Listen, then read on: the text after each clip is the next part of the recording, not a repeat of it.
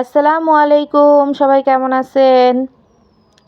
শীত তো প্রায় চলেই যাচ্ছে। বড়ই ভর্তা এখনো কে, কে খান নাই? যারা, যারা খান নাই চলে আসুন। দেখেন আমি বড়ই ভর্তা বানাচ্ছি। তো এই তো দেখেন বড়ইগুলো আমি সব থেতো করে নিচ্ছি। বড়ই ভর্তা অনেক কি বলে? হ্যাঁ, অনেক বছরই হয়ে গেছে। অনেক বছর পরই খেলাম। বড়ই আনা হয় বানাবো, বানাবো করে আর বানানো হয় না। ওরকমই খেয়ে ফেলি আমরা।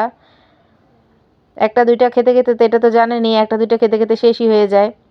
তো এবার তাও অনেকটাই শেষ হয়ে গেছিলো, তাও আমি ফাঁক দিয়ে কিছু রেখে দিয়েছিলাম। তো এই তো দেখেন যতটুকু ছিল ততটুকু আমি ছেঁচে নিচ্ছি।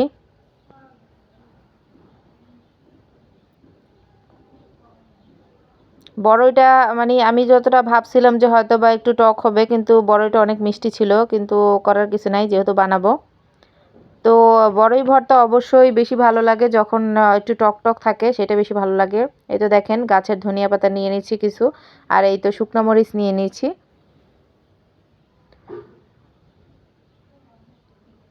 তো এগুলো আমি এখন বেটে নিব। এটার সাথে একটু লবণ দিয়ে দিব। মরিচের সাথে সবসময় লবণ দিলে এই মরিচটা সুন্দরভাবে একদম হয়ে যায়।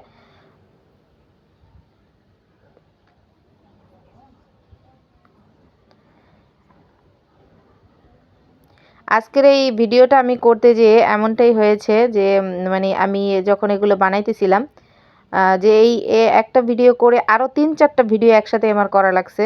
তখন আমার অনেকটাই হয়েছে।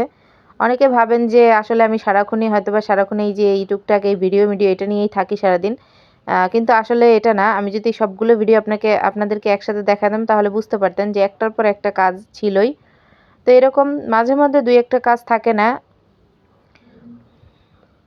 তো যাই হোক আসলে অনেক মানুষ ভাবে যে আমরা আসলে কাজ করি না, সারাদিনে হয়তোবা শুয়ে বসে কাটাই। তো এভাবে জাস্ট ভিডিওর কাজ করি বা আসলে সব মেইনটেইন করেই কিন্তু কাজ করতে হয়। তো এই তো দেখেন বাকি এই যে বড়ইগুলো এটার সাথে মিক্স করে নিচ্ছি। কি কার, কার জিভে পানি চলে আসছে বলেন তো একটু? আমার তো এখন এটা দেখে সেই খাইতে ইচ্ছে করতেছে আবার।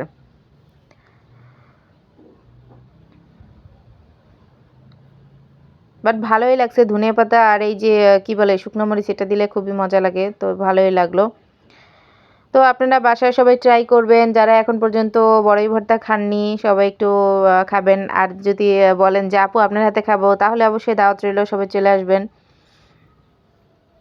আমার হাতে খেতে হলে ঝাল বেশি খেতে হবে, কারণ আমি ঝালখোর। আসলে ঝাল নিয়ে আমার অনেক আমি বেশি খাই, তো অনেকের কমপ্লেন থাকে। তো কারো কমপ্লেন দিয়ে আমার যায় আসে না। আমি আমার আমার রুচির হিসাবে আমি খাই। আপনার রুচি কেমন সেটা আপনার আপনার হিসাব, আমার রুচি আমার হিসাব, তো এরকমই। তো দেখেন পুরো ভর্তাটা কেমন হলো অবশ্যই জানাবেন।